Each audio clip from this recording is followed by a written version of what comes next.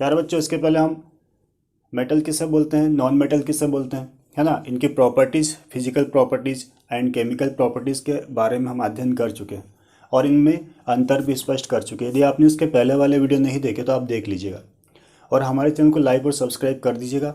सारे 10th class के important question के वीडियो मैं बनाऊंगा और आपको उपलब्ध कराऊंगा ताकि आपके पास समय पर पहुंच जाए, आप उसका अध्ययन कर सको।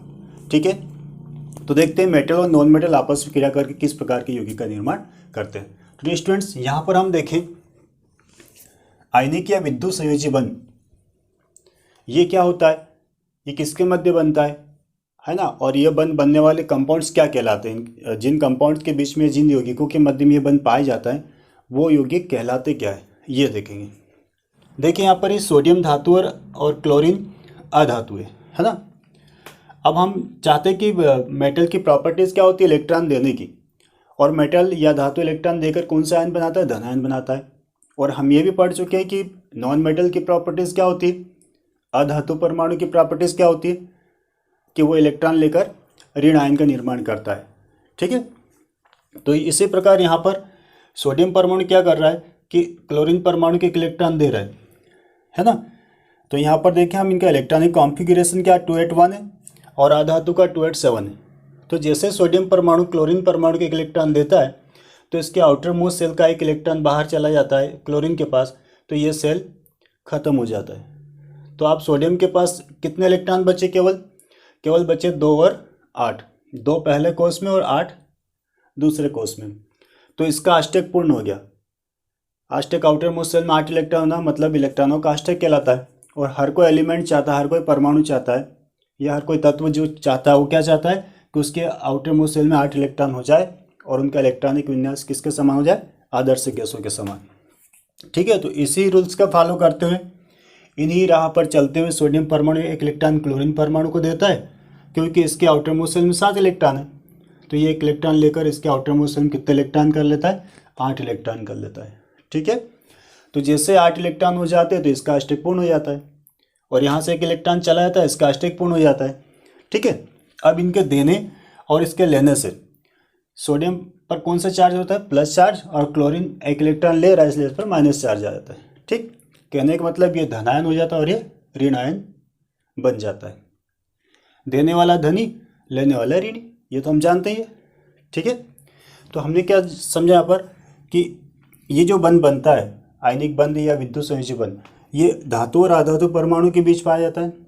धातु कौन है, सोडियम, और अधातु कौन है, क्लोरीन। ठीक, इसमें धातु परमाणु इलेक्ट्रॉन देता है और अधातु परमाणु इलेक्ट्रॉन लेता है। तो ये इलेक्ट्रॉन दे रहा है इसलिए धन आयन, ये इलेक्ट्रॉन ले रहा है इसलिए इस पर ऋण आयन उत्पन्न हो जाता है। तो रिलेशन जैसे इस पर धन चार्ज, इस पर ऋण चार्ज जैसे उत्पन्न हो जाता है तो इनके मध्य में एक आकर्षण बल कार्य करता है, जिस बल को हम बोलते हैं स्थिर विद्युत आकर्षण बल, और जिसके कारण आपस में अट्रैक्ट होकर जुड़ जाते हैं। ठीक है, और किसका निर्माण कर देते हैं यहाँ पर, सोडियम क्लोराइड का। ठीक, तो समझ में आ गई बात कि यह आयनिक बंध होता क्या, विद्युत संयोजी बंध होता क्या, किसके मध्य बनता है। तो आपको याद रखना है कि आयनिक बंध या विद्युत संयोजी बंध धातु और अधातु परमाणु के मध्य में बनता है। कैसे बनता है, तो धातु इलेक्ट्रॉन देता है और अधातु इलेक्ट्रॉन लेता है। राइट, देने वाले पर धन चार्ज और लेने वाले पर ऋण चार्ज उत्पन्न हो जाता है। ठीक है, जैसे एक सोडियम क्लोराइड का बनना। एकमात्र एग्जाम्पल हम इसकी बात नहीं कर रहे है ना, और भी हमारे पास में, यदि हम आगे और पढ़ेंगे, अभी विद्युत संयोजी यौगिक की बात करेंगे तो उसमें और भी आपको क्लियर हो जाएगा। ठीक, अब ऐसा क्यों करते हैं, ये बात मैं पहले भी वैलेंसी वाले चैप्टर में आपको पढ़ा चुका हूँ कि हर एक एलिमेंट या कोई भी जो परमाणु होता है वो चाहता है कि अपने आउटर मोस्ट सेल में 8 इलेक्ट्रॉन हो जाए या फिर 2 इलेक्ट्रॉन हो जाए। ठीक है, डुप्लेट प्राप्त हो जाए या फिर ऑक्टेट प्राप्त हो जाए। जिनके पास सिर्फ एक ही सेल होता है वो चाहते हैं कि उनके पास में 2 इलेक्ट्रॉन हो जाए आउटर मोस्ट सेल में, और जिनके पास एक से ज़्यादा सेल होते हैं वो अपने आउटर मोस्ट सेल में 8 इलेक्ट्रॉन पूर्ण करना चाहते हैं ताकि वो स्थायी अवस्था प्राप्त कर लें।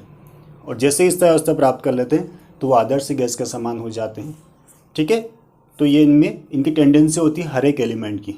ठीक, इसीलिए ये आपस में क्रिया करते हैं और उस रासायनिक प्रक्रिया में क्या होता है, इलेक्ट्रॉन देते, इलेक्ट्रॉन लेते या फिर साझा करते हैं। ओके, तो इसकी डेफिनेशन मैंने यहाँ लिख रखी है।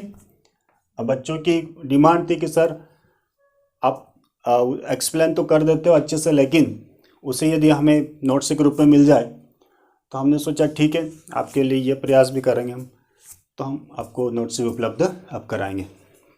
तो इस प्रकार से आपने देखा कि आयनिक बंध होता क्या है। अब ये स्टूडेंट्स बात करें हम आयनिक या विद्युत संयोजी यौगिक की, तो सिंपल है, जिनके मध्य में, इसकी डेफिनेशन क्या हो, ऐसे यौगिक जिनके मध्य में कौन सा बंध पाया जाता है, विद्युत संयोजी बंध या आयनिक बंध पाया जाता है, क्या कहलाते हैं, विद्युत संयोजी यौगिक कहलाएंगे या आयनिक यौगिक कहलाएंगे।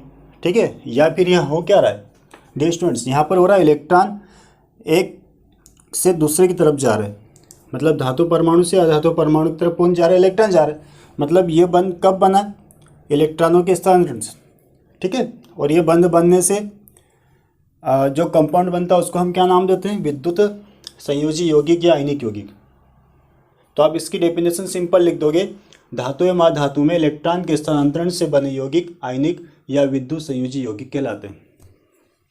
ठीक है, यहाँ हो क्या रहा है, इलेक्ट्रॉनों का स्थानांतरण हो रहा है, तो क्या लिखोगे आप, इलेक्ट्रॉनों के स्थानांतरण से बने यौगिक क्या कहलाते हैं, आयनिक या विद्युत संयोजी यौगिक कहलाते हैं। उदाहरण के लिए सोडियम क्लोराइड का निर्माण भी इसी प्रकार होता है, कैल्शियम ऑक्साइड हो जाए, मैग्नीशियम क्लोराइड, एल्यूमिनियम क्लोराइड या फिर लिथियम क्लोराइड, ये सारे एग्जाम्पल आयनिक यौगिकों के हैं, विद्युत संयोजी यौगिकों के हैं। इनका निर्माण कैसे होता है, इलेक्ट्रॉनों के स्थानांतरण से। ठीक है, इतनी बात आपको समझ में आ गई होगी। आप ये इसका स्क्रीनशॉट ले लें, उसके बाद हम इन यौगिकों के गुणधर्म के बारे में देखेंगे, इंपॉर्टेंट जो भी है इनके गुणधर्म उसका अध्ययन करें। Okay bye. जो कि आप देखते हैं आयनिक यौगिकों के गुण क्या होते हैं। तो पहली प्रॉपर्टीज है इसके स्टूडेंट्स, भौतिक प्रकृति है ना, या फिर हम कह सकते हैं कि किस अवस्था में पाए जाते हैं। तो सामान्यतः आयनिक यौगिक क्रिस्टली ठोस होते हैं। क्या होते हैं, क्रिस्टली ठोस होते हैं, क्योंकि इन यौगिकों का जो निर्माण होता है ये दो विपरीत आयनों के आपस में मिलने से ये बनते हैं। तो इनके मध्य जो आकर्षण बल होता है वो अधिक मजबूत होता है, जिसके कारण ये पास पास स्थित हो जाते हैं। इनके जो मॉलिक्यूल होते हैं, जो परमाणु होते हैं, आपस में बहुत अधिक नज़दीक उपस्थित होते हैं, जिसके कारण ये इनकी अवस्था कैसे हो जाती है, क्रिस्टली ठोस हो जाती है। ठीक है, तो दूसरा हमारे पास में विद्युत चालकता। तो आपको इतना याद रखना है कि ठोस अवस्था में विद्युत के कुचालक होते हैं, लेकिन घुलित अवस्था में विद्युत के सुचालक होते हैं, क्योंकि इन यौगिकों में, इन कंपाउंड्स में धारा का प्रवाह आयनों के माध्यम से होता है। तो यदि हम इसका घुलित अवस्था ले लें या इनको जलीय विलयन बना लें, उसके बाद इसमें विद्युत धारा प्रवाहित करते हैं, तो इनमें जो आयन उत्पन्न होते हैं विपरीत इलेक्ट्रोड के मध्य गमन करने लगते हैं। इसलिए आपको क्या याद रखना है कि ठोस अवस्था में विद्युत के कुचालक तथा घुलित अवस्था में विद्युत के सुचालक होते हैं। ठीक है, अगला पॉइंट है घुलनशीलता।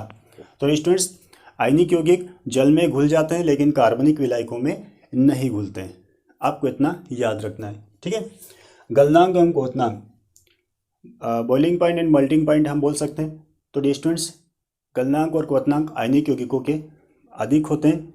क्यों, इसका कारण भी वही है कि इनके मध्य जो बंध होता है वो ज़्यादा मजबूत होता है और उसको तोड़ने में ज़्यादा एनर्जी की आवश्यकता पड़ती है, इसलिए इनके गलनांक और क्वथनांक भी अधिक होते हैं। तो स्टूडेंट्स ये हमारा आयनिक कंपाउंड्स, उनके गुणधर्म की बात कर लिया हमने। उम्मीद करता हूँ आपको ये वीडियो समझ में आया होगा। सो आप इसे नोट कर लीजिएगा, उसके बाद में हम अगला टॉपिक पढ़ते हैं।